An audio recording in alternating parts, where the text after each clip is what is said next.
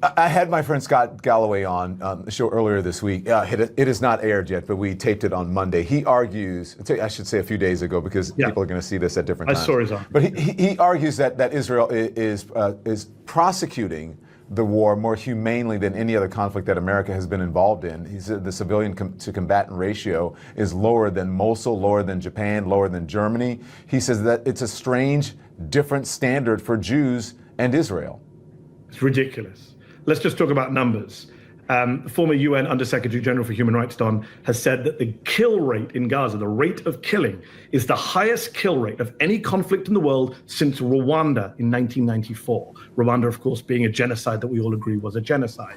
Oxfam says the daily death rate in Gaza is higher than any conflict in the 21st century. As for Mosul, I urge your viewers to read Phil Clay's piece in The Atlantic, award-winning novelist, former soldier who served in Mosul in the anti-ISIS campaign. He makes it very clear that the US, and by the way, I was a great critic of the US campaign in Mosul. I didn't defend that bombing campaign, but he pointed even that bombing campaign, you couldn't carry out the strikes that Israel carries out in Gaza. If there were 6 or 8 or 10 civilians around a militant, that had to be cleared up the chain. In Gaza, it's a free fire zone. Haaretz, the Israeli newspapers, pointed out that the Israelis have set up entire zones in Gaza, kill zones, where anyone who steps foot into them is shot dead, regardless whether they're civilian, combatant, old, young, male, female. That's in Israeli media. We have Israeli reporting from Plus 972, Don, that says they're using AI systems like Lavender to follow militants to their home where they're with their wife and kids and kill them there, right? So and every human rights group in the world has called out Israeli war crimes. Do I trust Human Rights Watch, Amnesty International, Beit Salem, Physicians for Human Rights, the UN human rights investigators, or do I trust Scott Galloway? I know who I trust when it comes to war crimes and the numbers. This idea that it's prosecuted it more humanely than we did in World War II. Well, by the way, the World War II analogy, which Israelis and their proxies love to give us, we don't defend that. Nobody says today that firebombing of Dresden was a good thing, right?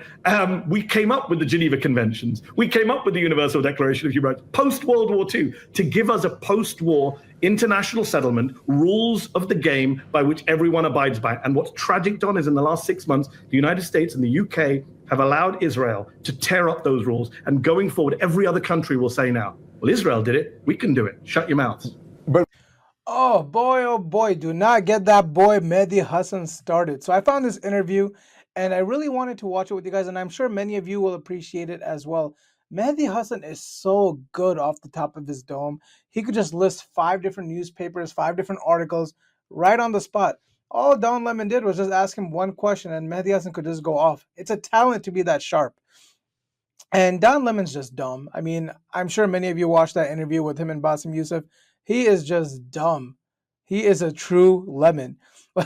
Well, anyways, I hope you enjoyed this video. Make sure you like this video and subscribe to my channel. Now let's continue. One thing that we haven't discussed and that I don't hear a lot in the conversations is October 7th.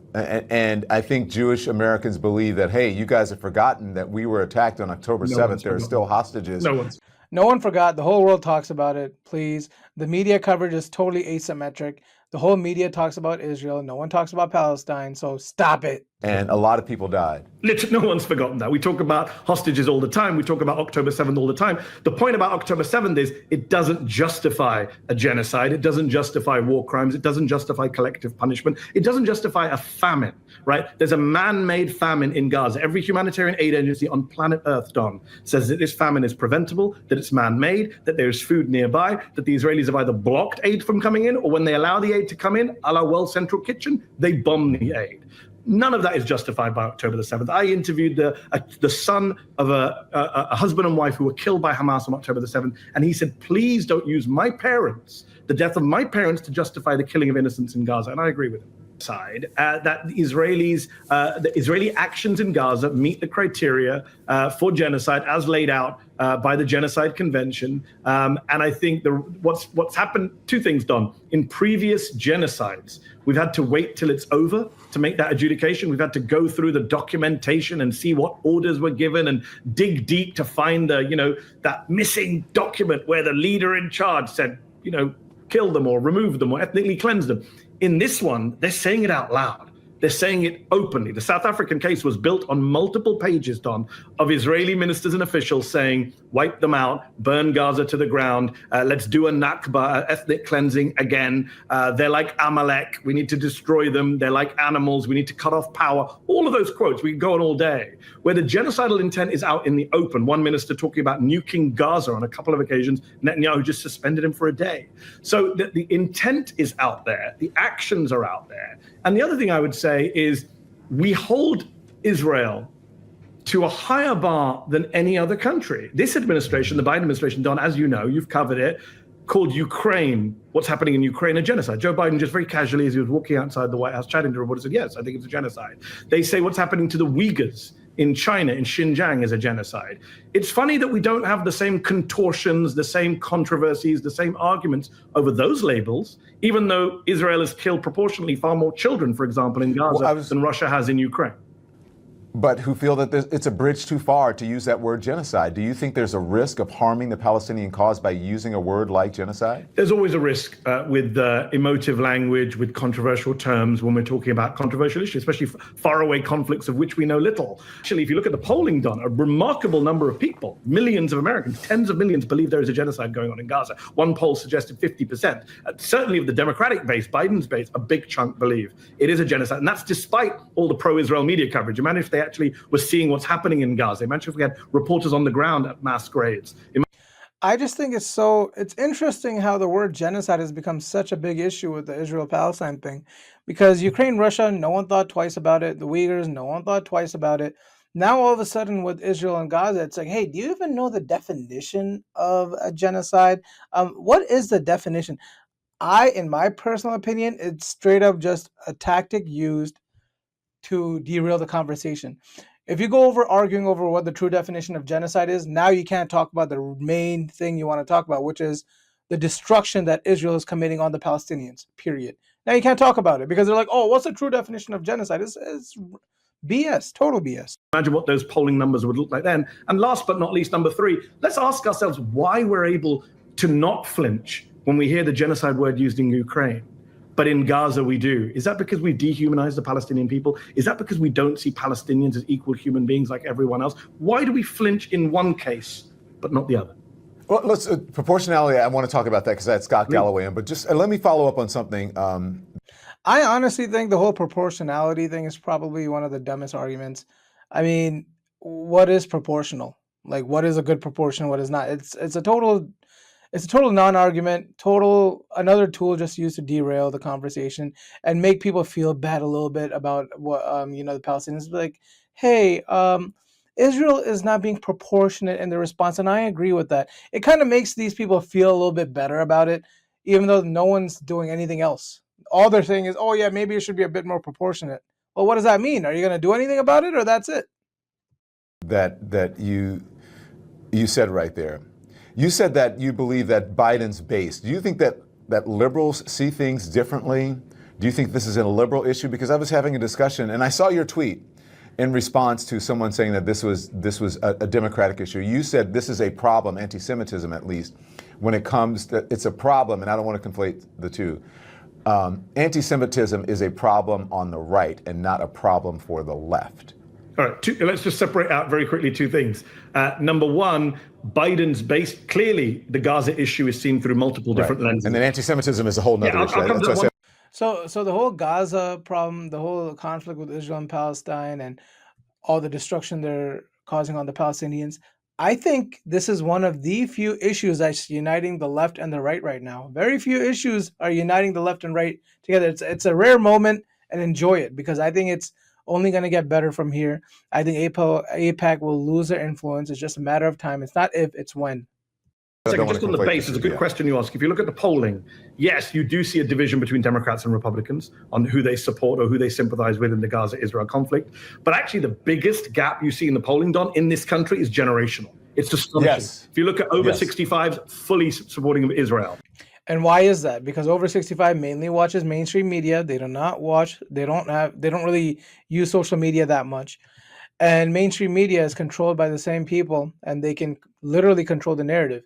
Now, what's interesting is that the older people, all they do is just follow Israel, and then the younger you get, it's more and more pro-Palestine. And people can see this pattern that why is social media so anti-Israel, and yet no one on the mainstream media seems to talk about that? Why do you think that is? Maybe it's people controlling the narrative. Those young people who I spoke to on college campuses, some of them were Jewish people, and they support the Palestinian cause, and they support because the it's protests generational more than it is ethnic or party affiliation or ideological. Why is that happening? I think young people are much more familiar with issues of justice, much more familiar with what's happening in the world, much more willing to recognize the humanity of Palestinians in the way.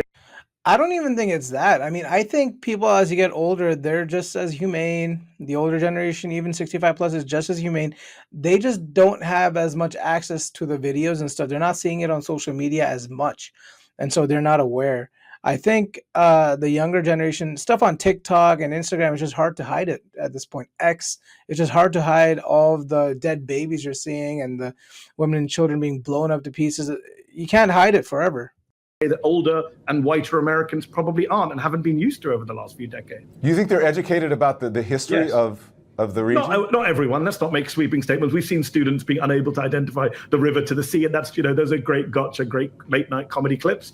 Look, I don't think it's just about education. I do think it's about how you view the world. And I think there is a more global, more intersectional, to use a controversial word, outlook from younger generation that sees a connection between, for example, what's happening in Ferguson or what's happening in Gaza. I think those connections are made on college campuses. I think people are much more tolerant and much more recognizing of diversity. So the generational gap is bigger than the party gap. To go back to your anti-Semitism point, I didn't say it wasn't a problem on the left. I've called out anti-Semitism on the left. I've called out anti-Semitism in my community, in Muslim communities, where it definitely exists. What I'm saying is in America in 2024, if we're going to be worried about Jewish safety, the number one threat to Jewish safety comes from the American far right, which has been emboldened by Donald Trump and Elise Stefanik and all of these others in Congress. The biggest massacre of American Jews were carried out in 2018 in Pittsburgh, in a synagogue. I think 11 Jews were murdered or 12 Jews were murdered while praying in a synagogue in Pittsburgh by a far-right shooter who was echoing the rhetoric of Donald J. Trump. I just find it astonishing that we didn't see this kind of hysteria about Jewish safety when Jews were being gunned down in synagogues, but we're seeing it now when Jewish students are calling for a divestment from Israel. I just find it bizarre. Well, and listen, don't forget about Jews will not replace us. Very fine people on both sides. We go through the far-right list. We have Donald Trump hosting a Holocaust denier at Mar-a-Lago. And now we have Republicans in Congress posturing as defenders of Jewish communities. It's the greatest hypocrisy I've seen for years. Have you been surprised by the explosion of anti-Semitism, particularly, I guess on the left, because you don't believe that it is predominantly a left issue? There's anti-Semitism on the left, but you believe it's a product of the right. Have you been surprised by the anti-Semitism? I mean, look, unfortunately, every time there is a conflict in the Middle East, you go back to 2014, you go back to 2012, you go back to 2009, there is an explosion of anti-Semitism in the West because some fools and some idiots who think they're supporting the Palestinian cause go and put a swastika on a synagogue or go and attack a visibly Jewish person in the street or make comments about Israel which fall into anti-Semitic tropes. And that is a problem. I do believe it's a fringe issue. I do believe it's being used now as a distraction from what's happening in Gaza. And as you've pointed out, as I've pointed out, the fact that there are a lot of young Jewish people in these protests, some of the most vocal, eloquent, passionate people protesting this war, who have been arrested in Congress, arrested outside the DNC, arrested on campus, are JVP, right? If not now, Jewish groups. And that bothers the pro-Israel narrative because you can't then smear everyone as an anti-Semite. Two things can be true at the same time, Don. There are people on the left and in the Palestinian movement, I would argue a tiny minority, who do engage in anti-Semitic rhetoric and acts. Yeah. But at the same time, there are people on the pro-Israeli side who definitely use anti-Semitism as a smear, as a way of shutting down debate about Israel, as a way of smearing their critics and silencing their critics. That is just a fact. Chuck Schumer, Don, came out and said, we need new elections in Israel. Netanyahu's an obstacle to peace. Israeli writers accused Chuck Schumer of anti-Semitism. Don, when you're accusing the most senior Jewish politician in the United States government, the most loyal supporter of Israel in the United States Senate of anti-Semitism, you know that word is losing value. Well, even when it's surprising sometimes when I hear Jon Stewart, his monologues, and people call him a self-hating Jew, by the way, when he says that, when he does some of his monologues. What's dangerous, Don, just a very important point, what's dangerous is you have people like Elon Levy, the former spokesman for the Israeli government, on social media suggesting that anyone who's opposed to Israel or is anti-Zionist or wants to reconstruct Israel as a binational secular state for all Palestinians, the one-state democratic solution, anyone who advocates that, and you can disagree with this stuff, everyone's free to their own opinions. But he says anyone who advocates that is anti-Jewish. And that's a very dangerous road to go down, because I've spent my life telling people in my communities, on the left, in Muslim circles, don't conflate Israel with Jews. Jewish people are not responsible for Israel. Israel is a nation state. It has its own government. Don't conflate the two. That's what Jewish friends of mine told me growing up. Don't conflate Israel and Judaism. And now the people who run Israel are saying, no. If you're against us, you're against all Jews. That's a very dangerous road to go down. Not only is it a very dangerous road to go through, it makes no sense. I mean, if you're Jewish and you're anti-Israel, how are you anti-Jewish then? You're anti-yourself? Like, it makes no sense. How is that anti-Semitic when there's so many Jewish protesters protesting Israel? It makes absolutely no sense. But you can understand the passion behind it, especially with American Jews. American Jews do have an affinity to Israel.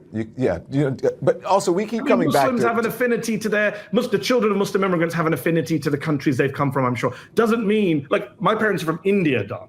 I'm of Indian ethnicity. But I spend my life criticizing the Modi government and India right now. Am I anti-Indian? That's what some people call me, but I'm clearly not. I love India.